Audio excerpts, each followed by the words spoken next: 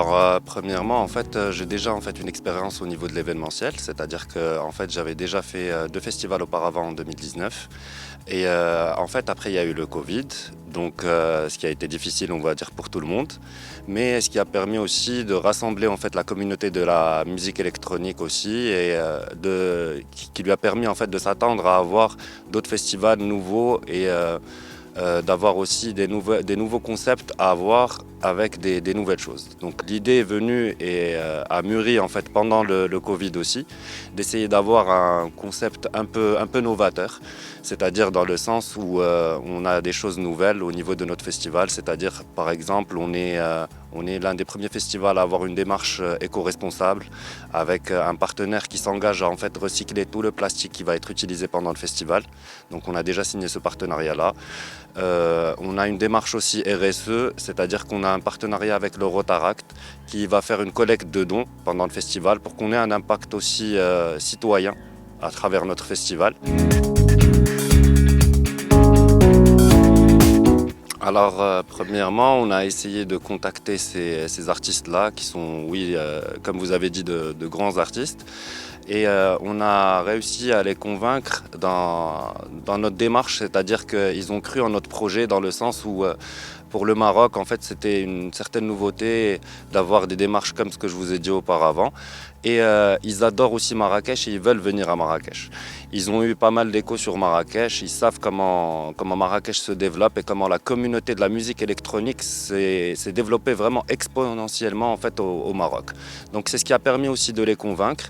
Et on a essayé de taper fort aussi pour essayer de se positionner comme un festival qui sera là avec des idées novatrices, avec des choses qui seront nouvelles qui n'ont encore jamais été faites au Maroc.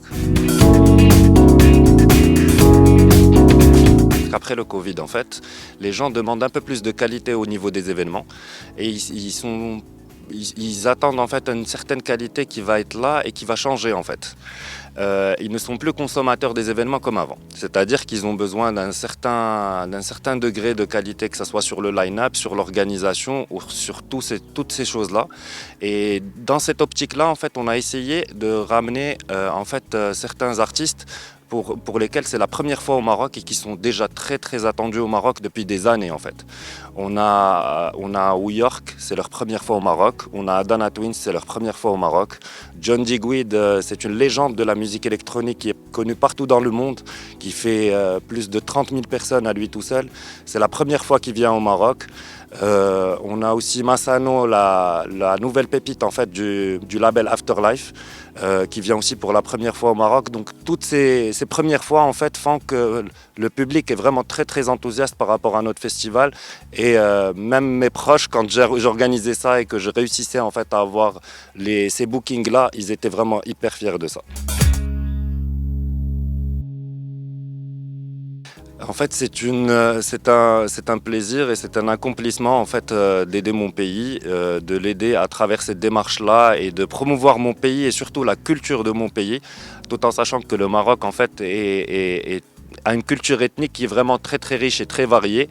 Donc ça nous permet de faire connaître tout cet aspect-là, que ce soit à l'international ou en interne en motivant les gens à venir à Marrakech pour ce genre de festival.